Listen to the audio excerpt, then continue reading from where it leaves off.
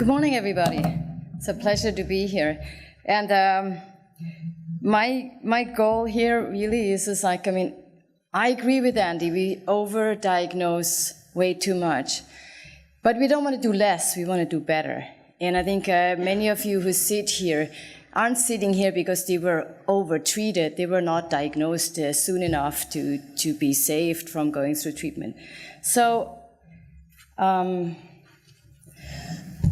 if you have a germline mutation, what this really means is like you live with the thought of cancer. And that can be really difficult. And this talk and many of my talks are really dedicated to one of my dearest friends who lost her battle, and my daughter, who I hope never has to fight the battle. So I really all about, like, we need to make this better, we need to do better. Who is at risk and how do we diagnose patients early? What is BRCA testing? BRCA testing means that an individual carries a gene that predisposes them to a significantly higher risk of breast cancer and other cancers, but this is about breast cancer. If you have a mutation in the gene and you are at risk, we would approach such an individual a lot different than we would approach an individual who is in the general population, who is not at risk.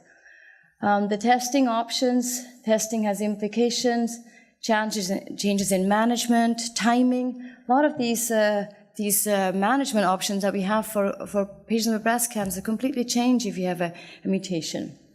And that affects how we evaluate, how we screen, how we treat, and how we follow. And I want to take you through this a little bit. It is estimated that if an individual carries a BRCA 1 or 2 mutation, their lifetime risk for breast cancer is around 65%. It used to be close to 80, it's probably closer to 65. Nonetheless, that means like if you carry the mutation, your chance of having a breast cancer by the age of 70 is more than half. If you have no family history and are part of the general population, that risk is 12%. If you look at the major risk factors, in BRCA 1 or 2 probably poses the highest risk of developing breast cancer. So we really have a good reason to select early. And while many say that DCIS, we should take the cancer out of DCIS, and I agree with that, but we also want to make sure that DCIS doesn't turn into cancer. It is not that DCIS by itself causes cancer, but leaving it, or it might identify patients who are at risk. Many of the DCIS are benign, no doubt, it's very common. But on the other hand, many of those DCIS are not. Laser pointer doesn't work. Many of the DCIS still have a 20-fold increase in risk over a lifetime. So if you look at, again, at risk, who is at risk for breast cancer? Either those who have BRCA 1 or 2 mutations, those who have ductal carcinoma in situ. What does BRCA do? Is like BRCA is a mutation on either chromosome 17 for BRCA1, and usually only one of the chromosomes is affected. So most of us have 2. All of us have 2. We only pass on 1. So if you carry a mutation, your chance of passing this on is 50%. Of your children, 50% will carry the gene. And don't forget, this is not a female gene. It's like this gene can come through your father, like possibly in your family. It can come through the mother. And when it comes through the father, often we don't see cancers for 2 or 3 generations. Like it was in my family. My gene came through my father. He didn't have any cancer until very late, and way after I was diagnosed. BRCA2 is in chromosome 13. There's many mutations we know that cause cancer. There are many mutations we don't know yet whether they're just an innocent bystander, whether the mutation actually causes cancer. And these are called VUS, variant of unknown significance. And this is, a laser pointer is pretty weak here, variant of unknown significance. Right? It says do not press this button, just that one. Hopefully it's better. It is better, thank you. Oh, the French to the rescue. Amazing. Always there. I know, amazing. Anything else? How about that coffee you promised?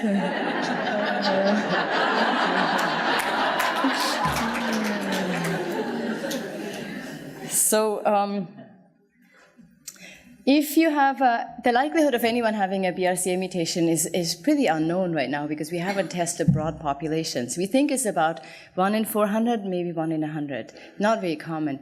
If you have a family history with cancer, the risk of having a BRCA mutation is about 1 in 50, so about 2%. If your cancer under the age of 40, that risk goes up to 1 in 10%, but it may be higher. So it is in breast cancer. BRCA1 is not the only mutation you can have. If you look at the distribution of cancer that is associated with a mutation, and I know this may be a little bit much as information, about all the mutations that cause cancer, half is BRCA1 and 2. This is about half. Other mutations are PALB2, the partner and localizer of BRCA2, P53, ATM and CHEK. ATM and CHEK are actually very common. We think about 2% of the population have either an ATM or CHEK2 mutation. So that is very common. Possibly you have it. Patients or individuals with CHEK2 mutations are not likely to get breast cancer, so they have a much lower penetrance. So the risk of having breast cancer with a CHEK2 mutation is only about 20%. But then someone sits opposite my chair and says, what are you talking about? 20% is a lot. That's 1 in 5 who get breast cancer. So again, if we can identify all the individuals who are at risk for breast cancer, we would do a lot better with our screening because these women need to be screened. The general population may not need to be screened. What happens if you have a BRCA mutation? So the highest risk for BRCA mutations are having breast cancer. If you look at the general population in yellow, risk for breast cancer is about 12% over a lifetime of estimated age 70. If you have a BRCA2 mutation, that's probably closer, it's over 50%. Patients also are at risk for ovarian cancer. Males are at risk for prostate cancer, male breast cancer, and both sexes are at risk for pancreatic cancer. So let's talk a little bit about a case and what would happen if you have a family history of breast cancer. If you take a 38-year-old patient walking to my clinic for a second opinion with a very large tumor on the right breast, she is taken care of. She gets chemotherapy. Because she is found to have a BRCA mutation. She is getting special treatment, and she gets special follow-up. But she has a sister with her who asked me, well, what about me? If my sister has breast cancer, she's 38, she presented with breast cancer at 38, I'm 36. Am I going to have breast cancer at 38 as well? So what do I do with the sister? And I'm going to walk you through that. It's like if you had a BRCA mutation. Now I have two hands to deal with. You just tricked me. So the general, if you looked at survival at age 70, if you take general population, the likelihood that you're alive age 70 should be about 84%. If you have a BRCA1 mutation, that likelihood that you're alive at 7 is only 53%. So that is significantly reduced. So having a BRCA1 mutation is significantly reduced. So if you have it, we really need to address that. If you have a BRCA2 mutation, that risk is 71%. So again, this is a significant amount of women with a BRCA mutation who will not make it to 70 because of cancers. If we did specific prevention early on, and that mainly reduces is mastectomies, oophorectomies, and to early screening, we don't know how much surgery one really needs if you did early screening. And again, is what Dr. Evans said is yes, we screen way too many people, but I actually don't think so. I think we screen too many people, but we don't need to treat them all. We need to treat those with risk. So going back is We really need to do better to find out who's at risk.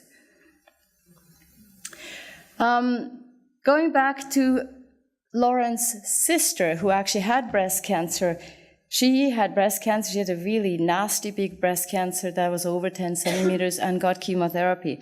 So how do women who have a BRCA mutation fare? This is a very complicated slide, but I want to walk you through that. The goal is when we have a big breast cancer, we want to shrink this with chemotherapy. When we shrink it with chemotherapy, we can then cut the tumor out. Big tumors are really hard to cut out. So if we can shrink it and we cut the tumor out, we not only can often spare the breast, but we can actually spare lives. Because we know if tumor shrinks, that means the chemotherapy is working. Women who have working chemotherapy tend to do better. So what this means, if you have a BRCA mutation either in the tumor or in the germline, if you look at the response rate to general chemotherapy, it's over 60% of these tumors will disappear under chemotherapy. So patients with a BRCA mutation actually respond really well to chemotherapy. It is bad to have this mutation because it causes cancer, but when you have it and we know it and giving you chemotherapy that's specific, it makes sense to give those women chemotherapy. And if you look at either giving the chemotherapy with standard of chemotherapy or adding another drug that we often give for BRCA mutation, carboplatin, it increases the response rate a little bit, but almost 70% of patients who have a BRCA mutation who get 3 types of chemotherapy, the tumor melts away. If the tumor melts away, the likelihood of survival is much higher. So do risk-reducing surgeries work? They do. If you do an oophorectomy under the age of 45, there's a lot of debate when we need to take someone's ovaries and make them postmenopausal. And those who have been postmenopausal probably would agree this is not the easiest state of life, at least the transition to it. We can make someone postmenopausal at 45 rather than 35. We probably have a lot of quality of life gained, even if we can give back hormone replacement therapy, which we, by the way, we can only give hormone replacement therapy to those who have not been diagnosed with cancer. Mastectomy reduces the risk by more than 90%. This is cost-effective. Tamoxifen probably reduces the risk as well. I'm going to skip this. So what do we do for someone who has a BRCA mutation in terms of follow-up? So if we take Lauren's sister, she had chemotherapy, her tumor has shrunk, she had surgery, she had bilateral mastectomy, she's going to oophorectomy. But if she decided, and that's an absolutely valid and appropriate choice, if she decided that she doesn't want to have a mastectomy, we would follow her with MRIs. There's currently no clear evidence that treatment of BRCA1 or 2 related mastectomy is better than lumpectomy with very close follow-up. So we don't know that yet. So it is absolutely acceptable to have to preserve the breasts so far and do screening. There's a higher risk of contralateral breast cancer in someone who has a mutation, so women do take a higher risk. However, Lauren's sister's main benefit will come from the oophorectomy that reduces the risk for not only for breast cancer, for ovarian cancer, but also for breast cancer. And so these are the women we actually follow with MRIs. What about tamoxifen? You know that young women with tamoxifen, any young women, there's a benefit of tamoxifen to prevent breast cancer. The benefits are not very clear in women under 35. They reduce breast cancer by about half.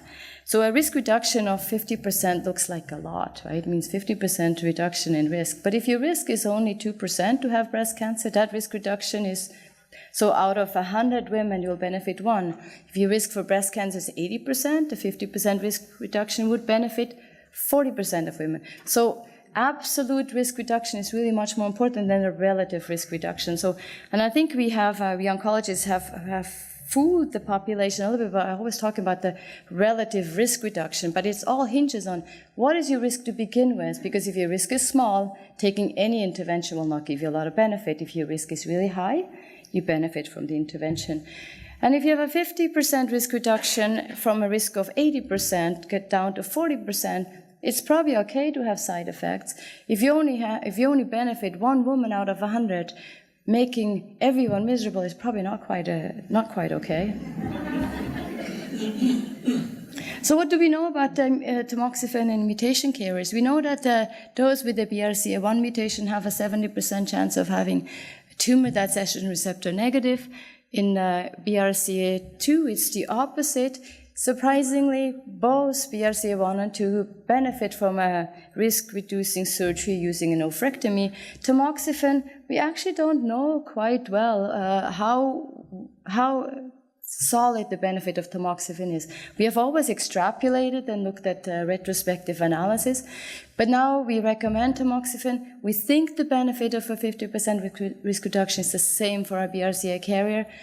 Do we know that for sure? We don't, but that's as good as it gets right now.